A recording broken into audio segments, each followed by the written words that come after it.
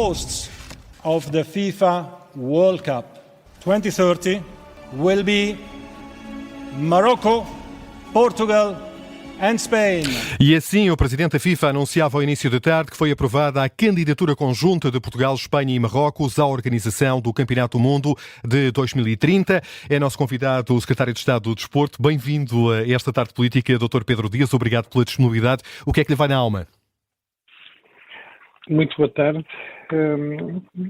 Satisfação, orgulho, uma honra, naturalmente que são as palavras que me ocorrem quando temos a atribuição de eventos com a dimensão que tem no Campeonato do Mundo de Futebol ao nosso país.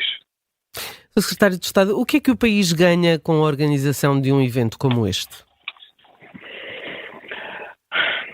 Há vários vetores que devemos considerar. Os grandes eventos desportivos internacionais concorrem para melhorar a imagem do nosso país, o nosso perfil turístico, colocam o nosso país no radar, nomeadamente quando temos um evento que tem um alcance como tem o Campeonato do Mundo de Futebol. É um evento que atrai investimento estrangeiro, é um evento que proporciona emprego, mas eu penso que um dos aspectos mais relevantes que a organização de eventos desportivos internacionais tem poderá ser o impacto direto que tem na atração de novos praticantes para a prática desportiva. Essencialmente, esse é um dos aspectos que é muito relevante. Não quero com isto dizer que os outros não são relevantes, que são muito relevantes naturalmente, mas numa vertente desportiva penso que este é um fator determinante, porque são eventos de escala planetária e, nomeadamente, a organização de eventos desta dimensão requer um conjunto de eventos paralelos que deixam legado no país, nomeadamente na promoção da prática desportiva e da angariação de novos praticantes. Os ganhos são maiores que os encargos que decorrem da organização do evento com esta dimensão? É exatamente isso que os estudos apontam e é importante destacar neste momento que o tema da sustentabilidade tem estado na ordem do dia na organização de grandes eventos desportivos internacionais. É importante termos presente que o facto de esta candidatura ser uma candidatura conjunta com 3 países permite a um país como o nosso ser candidato e ter recebido a atribuição dessa organização, participar na organização do Campeonato do Mundo. Temos consciência que, presentemente, com as condições que temos no nosso país, não seria possível reunir as condições que são exigidas no caderno de encargos para a organização de um evento desta dimensão, concorrendo sozinho. Por isso acho que é importante também destacar este aspecto, ou seja, a sustentabilidade da organização dos eventos desportivos internacionais tem sido uma prioridade de algumas organizações e este é um aspecto que acho que é importante destacar e temos tido exemplos recentes de outras federações internacionais, nomeadamente o handball, que tem o seu Campeonato da Europa atribuído em 2028, onde Portugal é parceiro com a Espanha e com a Suíça na organização da fase final do Campeonato da Europa de handball e que o princípio é o mesmo, ou seja, Portugal não reuniria as condições do caderno de encargos para se candidatar a organizar este evento sozinho, mas em parceria é possível tornar, ou seja, termos e recebermos eventos desta dimensão. Acho que este aspecto é um aspecto relevante que é importante destacar neste momento. O Ministro dos Assuntos Parlamentares admitiu que é preciso algum investimento por parte do Estado, mas que esse investimento será residual. Tem noção de que ordem de grandeza é de que estamos a falar? Eu tenho noção da ordem de grandeza daquilo que são os estudos que estão determinados e que estão incluídos no caderno de encargos relativamente ao impacto que a organização deste evento tem no nosso país. A atração do investimento direto, aquilo que são o impacto total em termos deste evento no nosso país, que ronda os 700 ou 859 milhões de euros, aquilo que é o impacto na receita fiscal do nosso país, que o estudo aponta para um valor na ordem dos 312 a 394 milhões de euros, e uma atração de investimento estrangeiro direto na ordem dos 100, entre os 104 e 313 milhões de euros. Estes são os dados que temos relativamente a questões financeiras. Relativamente aos investimentos que estamos a referir, naturalmente, do Estado, não estamos a falar de investimentos diretos do Estado, porque os estádios que são onde vão decorrer os jogos do Campeonato do Mundo são propriedade de clubes. Ou seja, o investimento, houve uma participação do Estado na construção desses estádios, mas estamos a falar há mais de 20 anos atrás. Ou seja, é um legado que esse investimento deixa para a organização de eventos futuros, como já tivemos outros eventos. Tivemos a final da Liga das Nações em Portugal, 2 finais de Champions em Portugal, 3 com a do Dragão. Isso significa que aquilo que será necessário fazer, estamos a falar de um evento que vai decorrer daqui a 6 anos, será necessário que essas infraestruturas eventualmente tenham tido melhorias que elas têm acontecido. Nós temos reparado, inclusive, os 3 estádios que estão selecionados, o Estádio da Luz, o Estádio de Alvalade e o Estádio do Dragão, ao longo dos anos têm recebido melhorias.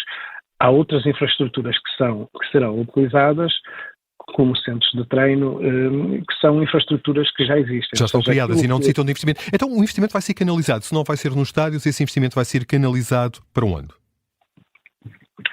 O investimento está a ser canalizado no apoio à organização do evento. O evento tem várias componentes, tem um impacto económico e social bastante relevante. As infraestruturas diretamente para o evento, nós não temos neste momento nenhum compromisso relativamente a esse aspecto. Ou seja, aquilo que existe são compromissos do Estado relativamente a infraestruturas que já estão criadas e que existem. E algumas delas, vou dar um exemplo, por exemplo, temos um dos centros de treino que foi proposto, do local para centro de treino que foi proposto, foi o Estádio do Jamor e o Val do Jamor.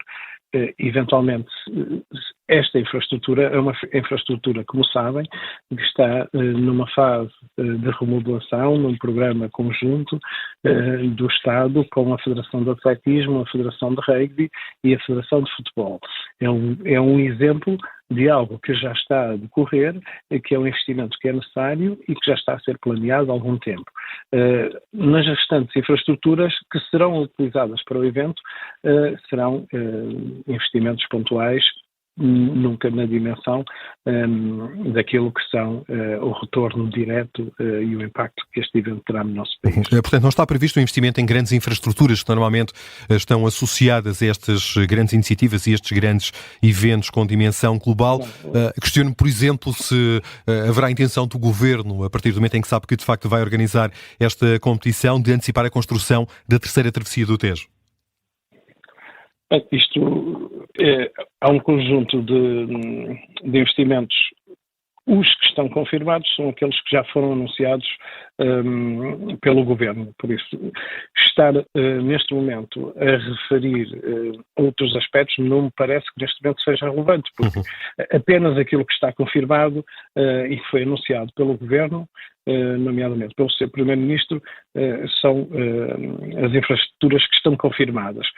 Tudo o restante, daqui até 2030, é natural, e como sabem, no programa do Governo existem algumas iniciativas que estão consideradas relativamente ao desporto e a outras áreas que poderão eventualmente servir os grandes eventos internacionais, mas não apenas, e volto a referir, o Campeonato do Mundo de Futebol, porque antes do Campeonato do Mundo vamos ter, por exemplo, uma fase final de um Campeonato da Europa de handball que vai decorrer no nosso país em 2028 e em 2027 está planeada também a recepção da Gimnastrada, um evento internacional que vai trazer ao nosso país mais de 25 mil praticantes. Ou seja, há um conjunto de eventos de elevado perfil internacional na área do desporto que estão confirmados para o nosso país e, naturalmente, que algumas infraestruturas que sejam construídas ou melhoradas daqui até essas datas serão, naturalmente, para ser usufruídos por todos os que participam nesses eventos. Portugal vai acolher jogos em 3 estádios, Estádio da Luz, Alvalade e no Porto, no Dragão. Marrocos tem 6 estádios e Espanha 9. Há algum amargo de boca pelo facto de Portugal não contribuir com mais estádios, que aliás tem e que foram construídos no Euro 2004? Vamos voltar ao tema da sustentabilidade. Dos estádios existentes do nosso país que cumpram os requisitos do caderno de encargos, neste momento apenas estes 3 podem ser utilizados. Por isso, nós não poderíamos utilizar ou indicar mais nenhum estádio, porque apenas estamos em condições de disponibilizar estes 3 estádios, que são os que reúnem os requisitos do caderno de encargos para a fase final do Campeonato do Mundo. E não para todos os jogos, porque, como sabem, os nossos estádios para, por exemplo, a disputa da final, em termos de lotação, neste momento não temos um estádio que reúna o requisito mínimo da lotação do estádio para a final, por exemplo, do Campeonato do Mundo. Por isso, este tema acho que é um tema importante de destacar. Estão propostos os estádios que reúnem as condições, os requisitos do caderno de encargos da FIFA. A dada altura deste processo, admitiu-se a possibilidade de também a Ucrânia vir a integrar a candidatura, porque não foi por diante esta intenção?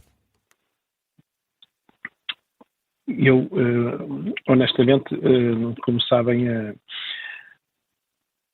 a candidatura para a organização deste Campeonato do Mundo é conduzida pela Federação Portuguesa de Futebol, a Federação Espanhola de Futebol e a Federação Marroquina de Futebol.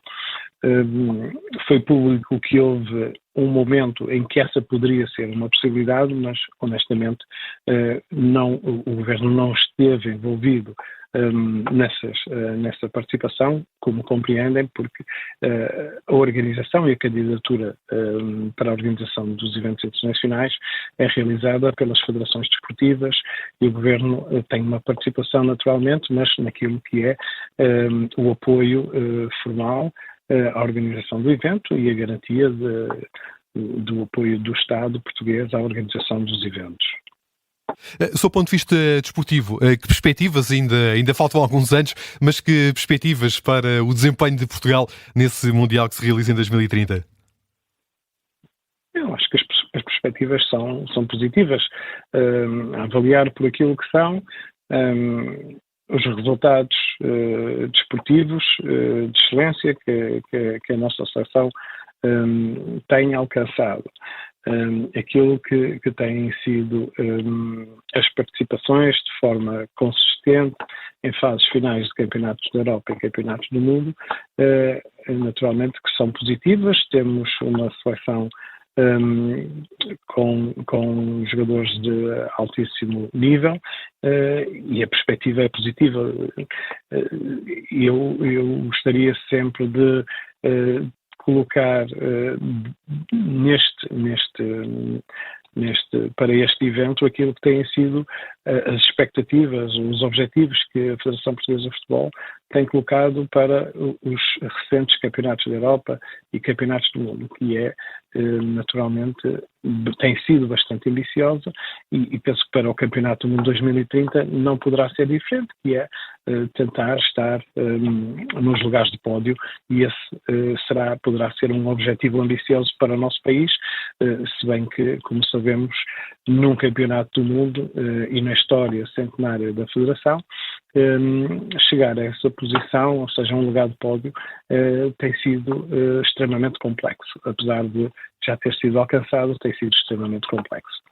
Seja feita à vontade do Secretário de Estado do Desporto, Pedro Dias, que teve a amabilidade de estar connosco neste Direto ao Assunto da Rádio Observador, no dia em que foi confirmada a organização conjunta do Mundial de Futebol em 2030 por Portugal, Espanha e Marrocos. Dr. Pedro Dias, muito obrigado pela sua presença nesta tarde política.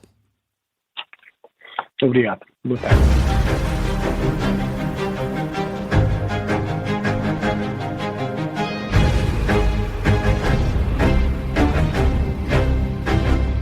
Se gostar deste podcast, pode seguir, dar 5 estrelas e comentar o episódio na Apple Podcasts ou no Spotify. Pode também subscrever e gostar no YouTube. Assim recebe uma notificação sempre que houver um novo episódio.